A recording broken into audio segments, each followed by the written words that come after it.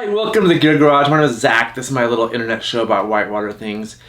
And today I want to talk about oar length. This is a question I get asked a lot. I've never had a really good answer, and I have thought about this a lot over the past few weeks. As you can see with my diagrams, I was an engineer, so I like thinking about angles and lengths and equations and things. And I finally have some thoughts about what to do. And if you just want the answer, I'll tell you what I think the answer is. And that is take the width between your oar locks. This isn't about boat length. It's not about boat width. It's about the width between your oar locks and your frame. Take that width, multiply it by this constant, and that gets you your oar length. So oar length is the width between the oar locks, this W, times this constant. Now this constant is where some debate is.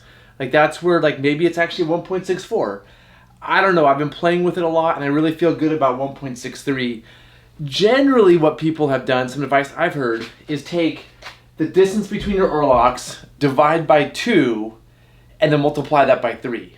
And based on that, that would give you this of a 1.5, which I think is a little bit short. And so one of the things when I do rowing instruction a lot, people show up for private classes or just classes with their own boats, I commonly find them rowing a little bit too wide, and as soon as I give them my oars, different oars, they do better. And I consistently bring longer oars to private classes knowing this is going to happen. And it's amazing how 6 inches to a foot help people row. And the reason is, and this is my take, I could be wrong here, this is just my thoughts, but this is what I feel works really well. If I'm in my power stroke rowing from a push-up position, about shoulder length high, really use my pecs well, this is pretty ideal position right here. And that's where your oars kind of do hit when they're down low, but you're actually rowing up here, you're not rowing down here. You might be rowing down here, which is bad. You're probably rowing like this. So you want your stroke to be pushing like you do a push-up. And to do that, you do want these oars, when they're down low, the oars to kind of hit. But you also need some oar out there to get power. And so what's really important here is the longer your oar is from here to here, the more leverage you have and the more power you have. But also, this length is really important too, because this is your lever arm. If this lever arm is short, you're going to have to push really hard to move this oar.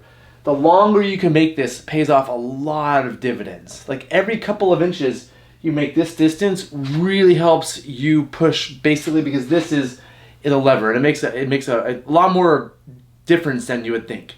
And so I'm a fan of, if you really want a lot of power, have them be overlapping. But when you pull them up, there's a little bit of overlap. That extra distance will just give you so much more ability to move the boat. And so that's kind of my take. I've thought about a lot of different things. Like tube diameter. Tube diameter does play a role here, but it's minor and it makes the equation way more complicated. So I'm not going to talk about tube diameter, but if you have big tubes, you need a little bit longer oars. And that's just something you might have to figure out on your own. And then some just basic things I think that affect oar length too would be, if you're doing low water technical creaking type stuff, I would go up to 6 inches shorter. So whatever you get based on this equation, subtract up to 6 inches if it's very technical water. And this is, I'm talking very technical, not like middle fork of the salmon low water, but like class 5 creaking type stuff. If you're doing big volume stuff like Grand Canyon, I would add up to 6 inches.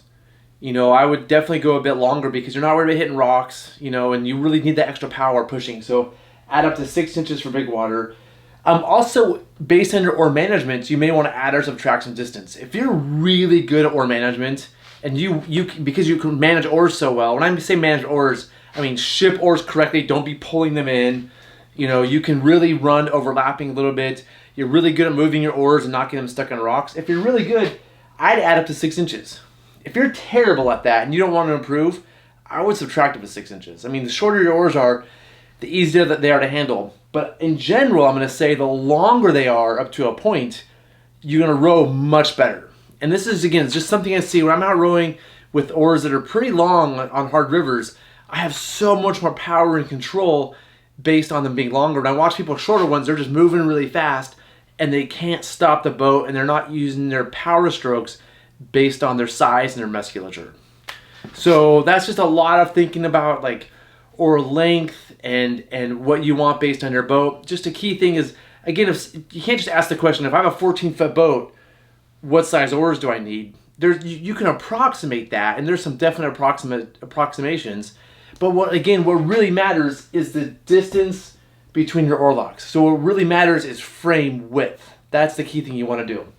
And not just the width of the frame, because the oar likes to stick out a little bit, the distance between where these pivots are for the oars. So again, to get your ideal oar length, in my opinion, I would take that width, multiply it by this factor.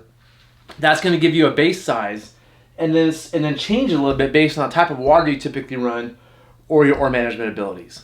So hopefully that made sense. I'm pretty excited to have thought this through, to have an answer for all of you about oar length. If you have thoughts, I love to hear thoughts. I guarantee this is not perfect. I guarantee it's actually probably 1.6421 or something, right? And maybe someday we'll get this exact amount. But if you have thoughts about whether that should be higher, lower, I'd also love to know, with your oars out there, what's your ratio of your oar length to your width? Like, what number is yours, right? Is it lower than this? And so if you can go out and measure the distance between your oar locks, and then measure your oar length and divide your oar length by the distance between your oar locks, please put in the comments what that is, because I'm just curious. I'm trying to sort of get some data here to maybe make this number a little bit bigger. So anyway, thanks everybody for listening. This has been a fun one for me to think about, and yeah, see you in the next episode.